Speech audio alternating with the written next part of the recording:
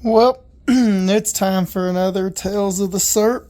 I'm at the shitty hunting cabin in the woods, and I was having to do some burning of a bunch of old crap, and I didn't want to inhale any of the fumes, so I brought my mask I actually use for serious stuff like melting down lead, burning garbage, making sure, cleaning out chicken pens so I don't have to smell it, cleaning out pig pens, stuff like that.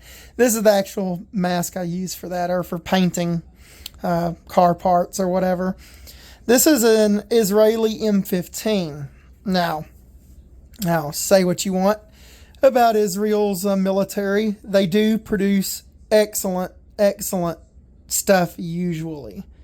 And this mask is no exception. This mask is, for the money these surplus masks go for, there's like not a better deal. Just make sure they're in good working order. Like this is actually, believe it or not, this is a size 3, so I believe a medium small. I actually got a bottle of Stali vodka. So the vodka from the actual Stalker games. Supporting it there. Here, we'll just take that off. There. And the shitty puke yellow wall in the hunting cabin. I need to paint this whole place. But yeah, back to what I was saying. This mask is for the money. You can usually find these. I paid, in about 2020, I paid about $55 for this one. You can usually find them for $50 to $55. And from that price range, these are the bog standard for what you should kind of trust your life with after you make sure and verify it's working correctly. I don't trust this filter for serious stuff. This is just what I use to block smells, like chicken cleaning. This is the old French CF993, I believe, filter, or 992. This one is from 93, so it shouldn't have any nasty stuff in it, but it's well expired. But it works fine for, cleaning up after animals and blocking the smell of that. This mask is excellent. You get an excellent cheek weld with firearms with it, with AR-15s, with AKs, with bullpups. You name it, it cheek welds well with shotguns, crossbows, for you guys in Europe that don't have easy access to firearms, even hunting rifles, stuff like that. I mean, with tall cheek rests, you might have a little bit of issues with it, but for the money, the voice emitter is excellent. It reminds me a lot of like the one on the M40 and MCU-2-P gas mask, so it's very effective. It's a very like American styled emitter. It's got polycarbonate lenses, so plastic, so it's not going to shatter on you. It's got some of the toughest feeling butyl rubber I've ever felt. It is soft enough that it makes a very good seal, but it's not too soft where it's floppy like some of the Soviet masks. It has an inner mask or an oral nasal cup, so it does not fog up easily. It's just a very effective gas mask for the money, and there's not much better in that range. And even as a drinking system, it's pretty effective, which I don't ever use. But it's there in case you absolutely need to use it. And it's like Fallout.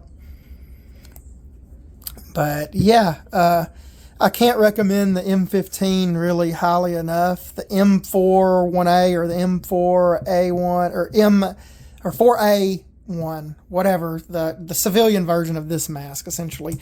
It's a copy of the Draeger Simplex. It is an excellent mask too, although you will find it's harder to get a cheek rest with a lot of firearms with it because it is primarily intended as a civilian mask for just getting out of an area. And it's a little bit lower quality, which is why generally you can get those for $30 to $40, sometimes $20, if it's just a mask by itself. Make sure those are in working order because those are usually really beat up too, a lot of the time. But yeah, this has been a quick little Tales of the Surp. I just wanted to get this out there because a lot of the big YouTubers are talking about gas masks. So I wanted to kind of show them what I actually recommend for. I mean, you can buy the Mira stuff. It's just expensive for what it is because even some of their stuff is surplus. So yeah, that's my opinion on it. Get you a good working 80s, 90s production M15. And some new filters for serious use. Don't use these old shit ones. This is just for cleaning up animal turds. But yeah, the M15 is an excellent gas mask. I can't recommend them enough for uses, like I said, industrial uses, I guess.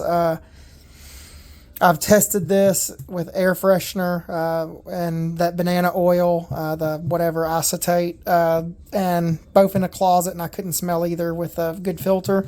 This mask is working, even though it was made, I think, in 81. It's working fine. I trust it with my life. It's easy to wear a helmet with, too.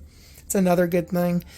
And the sizes on these seem to be pretty forgiving. My friend has a size 1, and I can wear that one comfortably, too, even more so than the size 3. The size 3 is a little small, but I can wear it.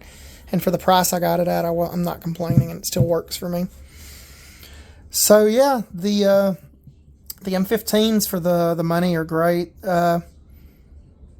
Israel generally doesn't make junk, although I don't particularly care for the Tavor. I think the AUG is a much better bullpup.